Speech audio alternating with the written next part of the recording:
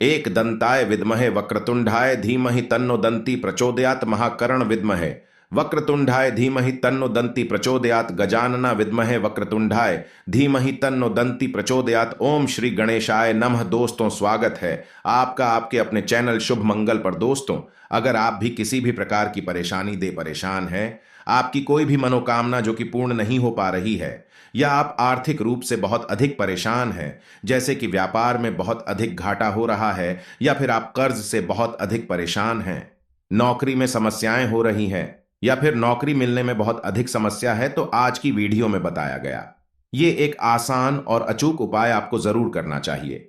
इस उपाय को करने से करियर में सफलता मिलती है, शिक्षा में सफलता मिलती है, नौकरी और व्यापार में सफलता मिलती है। और हां, विद्यार्थियों के लिए तो यह उपाय रामबाण उपाय है।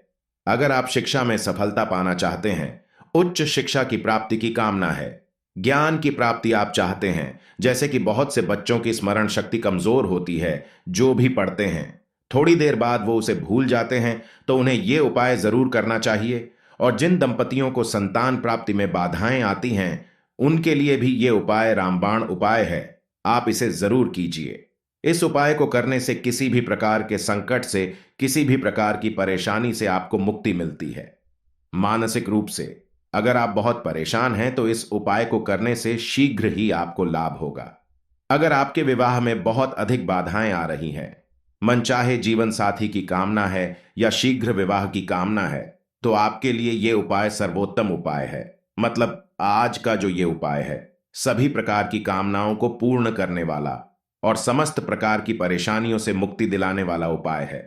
आपकी परेशानी चाहे जो भी हो और आपकी मनोकामना चाहे जो भी हो, इस उपाय को कीजिए, निश्चित ही आपको लाभ होगा। इस उपाय को आप लगातार 21 दिन करेंगे और 21 दिन में ही आपको मनवांछित फल की प्राप्ति होती है, ऐसा शास्त्रों का कथन है। तो उपाय क्या है और किस प्रकार से इसे करना है, ये जानने के लिए वीडियो को पूरा जरूर देखिए। और अगर आपको आज की वीडियो अच्छी लगे तो इसे लाइक भी जरूर कीजिए। दोस्तों, आपके लाइक, आपके कमेंट्स हमारे लिए बहुत महत्वपूर्ण होते हैं। अब बात करते हैं उपाय के बारे में। तो यह उपाय आपको बुधवार से करना है और लगातार 21 दिन तक करना है। मतलब किसी भी बुधवार से आप यह उपाय शुरू कर सकते हैं, लेकिन बुधवार से शुरू करने के बाद प्रतिदिन आपको यह उपाय करना है और 21 दिन तक लगातार करना है। और इस उपाय को कोई भी कर सकता है, बच्चे भी कर सकते हैं, बड़े भी कर सकते हैं, स्त्रियां भी कर सकती हैं, पुरुष भी कर सकते हैं। मतलब लड़के लड़कियां कोई भी इस उपाय को कर सकता है और किसी भी उम्र में आप इस उपाय को कर सकते हैं। किसी भी परेशानी को दूर करने के लिए कर सकते हैं और किसी भी प्रकार की आपकी मनोकामना हो उसे पूर्ण करने के लिए कर सकते हैं। अब बात करें कि स्त्रियां और लड़कियां इस उपाय को 21 दिन तक किस प्रकार से कर सकती हैं। मतलब बीच में पीरियड्स आते हैं तो उसमें किस प्रकार से इस उपाय को कर सकते हैं। तो देखिए, अगर आप इस प्रकार से इस उपाय को शुरू करें कि जैसे पीरियड खत्म हो जाते हैं, उसके अगले दिन से आप ये उपाय शुरू करते हैं, 5वें या 7वें दिन से तो 21 दिन तक बहुत आराम से इस उपाय को कर पाएंगे और बीच में आपका नियम खंडित नहीं होगा। तो आप इस प्रकार से ही इस उपाय को शुरू कीजिए कि आप 21 दिन तक शुद्ध अवस्था में इस उपाय को कर पाए। और मान लीजिए कि फिर भी बीच में पीरियड्स आ जाता है, तो कोई बात नहीं, आप उन दिनों को छोड़कर बाकी के दिनों में इस उपाय को कर सकते हैं, कोई समस्या नहीं है। और इस उपाय को बुधवार के दिन सुबह से शाम तक कभी भी कर सकते हैं। मतलब पूरे दिन में आप चाहे तो जैसे सुबह समय हो आपके पास तो सुबह कर लीजिए, या फिर शाम के समय आपके पास समय हो तो शाम को भी कर सकते हैं।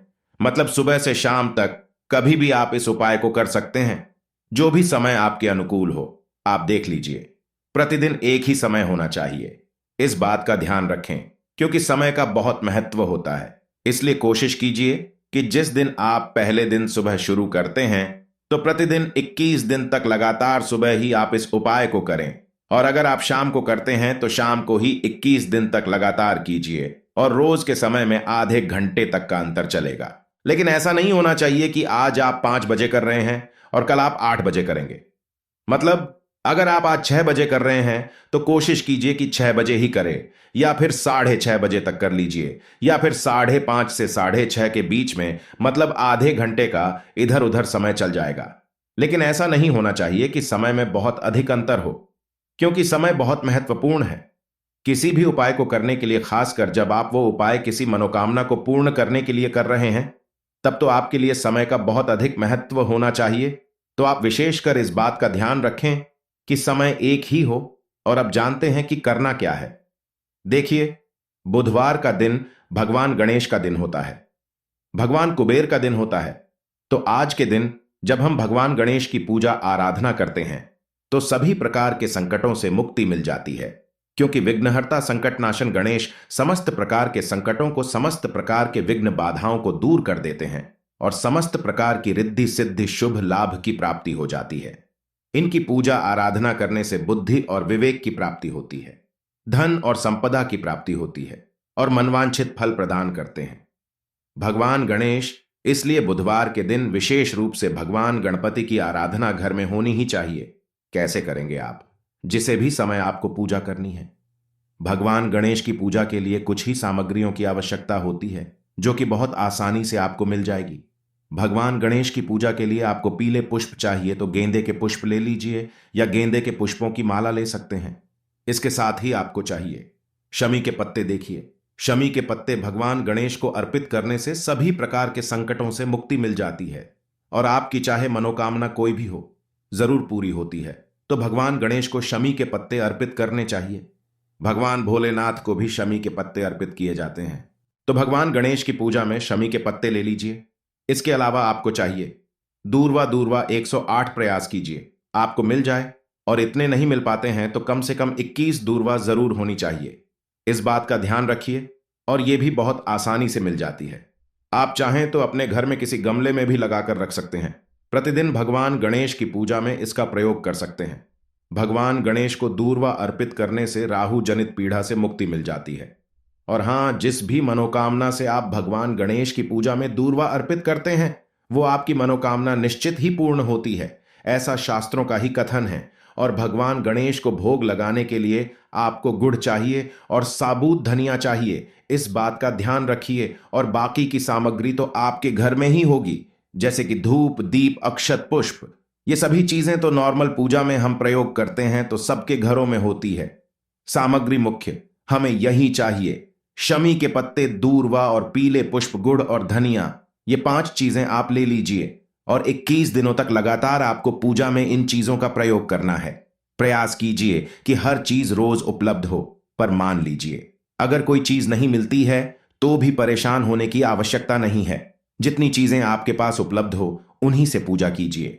अब आपको जिस समय पूजा करना है स्नान कर लीजिए और उसके बाद साफ स्वच्छ वस्त्र धारण करके जहां पर आपके भगवान गणपति विराजित थे, आपके घर में चाहे आपके पास फोटो या मूर्ति हो, कोई फर्क नहीं पड़ता। और हां, अलग से चौकी लगाने की भी बिल्कुल आवश्यकता नहीं है। जहां पर गणेश जी को आपने रखा हुआ है, अपने घर में लगभग सभी के घरों में गणेश जी तो जरूर होते हैं, तो उनके पास ही आपको एक शुद्ध घी का दीपक प्रज्वलित कर देना है। और उसके बाद आपको उनकी पूजा करनी है। जैसे कि आप सबसे पहले दीप प्रज्वलित करेंगे, फिर धूप प्रज्वलित करेंगे। उसके बाद से आपके पास अगर विग्रह हो, भगवान गणपति का जैसे कि मूर्ति है, तो आप उनका अभिषेक कर सकते हैं। और हर रोज रोज अभिषेक करने की आवश्यकता नहीं है, सिर्फ पहले दिन अभिषेक कर लीजिए। उसके बाद प्रतिदिन आप बिना अभिषेक किए भी सिर्फ जल के छींटे देकर पूजा कर सकते हैं। तो अगर आपके पास मूर्ति है तो पहले दिन आप उनका अभिषेक कर सकते हैं। मूर्ति नहीं है, फोटो है, तो आप ऐसे ही पूजा कर सकते हैं, सिर्फ जल के छींटे दे दीजिए। और भगवान गणेश के विग्रह का अभिषेक करने के बाद उन्हें पीले वस्त्र धारण करवाए। इसके बाद उनके मस्तक पर हल्दी से तिलक करें, कुमकुम से तिलक करें और थोड़े से चावल के दाने भिगो कर रखें, मतलब गीला कर लीजिए। और इसके बाद अपनी अनामिका उंगली में लेकर भगवान गणेश के मस्तक पर अक्षत का ही तिलक कीजिए, मतलब अक्षत के दाने भगवान गणेश के मस्तक पर चिपकने चाहिए। इस बात का ध्यान रखिए। कहा जाता है कि भगवान गणेश को अगर हम अक्षत का तिलक करते हैं तो भगवान गणेश की कृपा से मनवांछित फल की प्राप्ति होती है, सुख समृद्धि की प्राप्ति होती है, संतान की प्राप्ति होती है और सौभाग्य की प्राप्ति होती है। अन्न धन किसी भी प्रकार का अभाव नहीं रहता। अगर हम भगवान गणेश को अक्षत अर्पित करते हैं, उनके मस्तक पर अक्षत से तिलक करते हैं, तो और इसके बाद भगवान गणेश को यज्ञोपवीत अर्पित करना चाहिए। भगवान गणेश की पूजा में यज्ञोपवीत अत्यंत आवश्यक है। पीला जनेऊ पूजा की दुकान पर बहुत आसानी से मिल जाता है, जरूर लेकर आए। और हां, जनेऊ प्रतिदिन बदलना नहीं पड़ता है। आपने एक बार जनेऊ अर्पित कर दिया है, उसके बाद से प्रतिदिन गंगा जल के छींटे देकर उसी जनेऊ को आप हर रोज अर्पित कर सकते हैं। मतलब अगर जनेऊ खंडित ना हो तो वो अशुद्ध नहीं होता है। उसी जनेऊ का आप बार बार प्रयोग कर सकते हैं। इसके बाद ओम गण गणपते नम इस मंत्र के द्वारा भगवान गणेश को शमी के पत्ते अर्पित करने हैं। आपके पास जितने भी शमी के पत्ते हो, सभी शमी के पत्ते को एक एक करके भगवान गणेश को अर्पित कीजिए। ओम गम गणपते नम ओम गण गणपते नम इस मंत्र का जप कीजिए और जो आप दूर्वा लेकर आए हैं उन दूर्वा की आप माला बना लीजिए। एक पीले रंग का धागा या लाल या हरे रंग का धागा, कोई भी शुभ रंग का धागा होना चाहिए और उसी में आपको ये सभी दूर्वा पिरो लेनी है। एक माला का स्वरूप बना लीजिए और भगवान गणेश को अर्पित कीजिए। तो प्रतिदिन आपको दूर्वा की माला जरूर अर्पित करनी है, इस बात का ध्यान रखिए। और इसके बाद आपको भगवान गणेश को भोग अर्पित करना है। तो गुड़ और धनिया एक साथ रखकर एक ही पात्र में भगवान गणेश को भोग स्वरूप अर्पित कीजिए। देखिए, आप चाहे तो इसके बाद आप फलों का भोग भी लगा सकते हैं, किसी और भी मिठाई का भोग लगा सकते हैं, लेकिन यह भोग आपको प्रतिदिन अर्पित करना है। भगवान गणेश को धनिया बहुत प्रिय है और धनिया का भोग अर्पित करने से धन समृद्धि की प्राप्ति होती है, घर में बरकत आती है। घर में किसी भी प्रकार से अगर धन प्राप्ति में बाधा हो, धन संचय में बाधा हो, तो इस उपाय को करने से निश्चित ही आपके जीवन से आर्थिक तंगी दूर होती है। तो विधि विधान से भगवान गणेश की पूजा कर लीजिए और वहीं बैठकर, मतलब आसन पर आप बैठे हुए हैं, तो भगवान गणेश की पूजा करने के बाद आपको संकट नाशन गणेश स्तोत्र का पाठ करना है। बहुत छोटा सा ये पाठ है, 2 मिनट से भी कम समय लगता है और इस पाठ को करने से किसी भी प्रकार की मुसीबत से, किसी भी प्रकार के संकट से आपको मुक्ति मिलती है और सभी प्रकार के कार्य आपके पूर्ण होते हैं। समस्त प्रकार के कार्यों में आपको सिद्धि मिलती है। ये वाक्य नारद जी ने कहे हैं, क्योंकि ये जो संकट नाशन गणेश स्तोत्र है, ये नारद पुराण से लिया गया है, जिसमें नारद जी कहते हैं, प्रणम्यम शिरसा देव गौरीपुत्रम विनायकम भक्तावासम स्मरे नित्यम आयु कामार्थ सिद्धये। तो समस्त प्रकार के कार्यों में सिद्धि मिल जाती है। संकट नाशन गणेश स्तोत्र का पाठ करने में, इस पाठ को आप प्रतिदिन अगर 3 बार कर लेते हैं तो आपके मन की चाहे कोई भी काम ना हो, पूर्ण होती है। और जैसे हमने कहा, बहुत छोटा सा है, बहुत जल्दी आप इसे पूरा कर लेंगे। और पाठ पूरा करने के बाद भगवान गणेश जी की आरती कीजिए, उनसे अपने मन की कामना कहिए। पूजा में, प्रार्थना में किसी भी प्रकार की कोई भूल चूक हुई हो तो इसके लिए क्षमा प्रार्थना कर लीजिए। और प्रतिदिन आपको इसी प्रकार से पूजा करनी है और यह पाठ करना है। आप चाहें तो 21 दिन से ज्यादा भी कर सकते हैं, प्रतिदिन कर सकते हैं, लेकिन कम से कम 21 दिन जरूर कीजिए। और हां, जब आपका 21 दिन पूरा हो जाता है, मतलब 21 दिन उपाय करने के बाद 21वें दिन आपको लड्डू लेने हैं, मतलब भगवान गणेश को लड्डू अर्पित करना है। बूंदी के लड्डू आप अपनी इच्छा के अनुसार ले सकते हैं, चाहे तो 11 ही ले सकते हैं, 21 ले सकते हैं, या 1.25 किलो भी भगवान गणेश को बूंदी के लड्डू अर्पित कर सकते हैं और भगवान गणेश को भोग स्वरूप वो लड्डू अर्पित कीजिए। उसके बाद से इसे प्रसाद स्वरूप परिवार के सभी सदस्यों को वितरित कर सकते हैं। अगर आसपास छोटे बच्चे रहते हो तो उन्हें भी जरूर वितरित करना चाहिए। और हां, इस लड्डू में से आपको गाय को भी जरूर खिलाना है। और बात करें कि जो भोग हम प्रतिदिन अर्पित करेंगे, गुड़ और धनिया का, तो उसका क्या करना है। गुड़ का प्रसाद परिवार के सभी सदस्य मिलकर वितरित करके ग्रहण कर सकते हैं और धनिया आप एक पत्र में एकत्रित करके रखिए। और जब 21 दिन आपके पूरे हो जाते हैं तो ये जो धनिया है, ये सारा धनिया आप अपने धन रखने के स्थान पर रख सकते हैं। इससे आपके धन में बरकत होती है, कभी भी आपको आर्थिक तंगी का सामना नहीं करना पड़ेगा। और दूर्वा की माला और जो आप शमी के पत्ते अर्पित करेंगे भगवान गणेश को, ये आप जैसे सुबह अर्पित करते हैं तो शाम को आप इसे उतार लेंगे और ये अपने घर में गमले में मिट्टी में विसर्जित कर सकते हैं या फिर जल प्रवाह भी कर सकते हैं। आप चाहे तो 21 दिन तक सभी चीजें एकत्रित करके रखिए और 21 दिन जब आपके पूरे हो जाते हैं तब आप किसी साफ जल में प्रवाहित कर दीजिए। तो ये बहुत ही आसान उपाय है, किसी भी प्रकार की आपकी परेशानी हो, इस उपाय को जरूर कर लीजिए। और इस उपाय से संबंधित अगर आपका कोई भी प्रश्न हो, कमेंट बॉक्स में लिखें। उम्मीद करते हैं आज की वीडियो से आपको लाभ अवश्य होगा।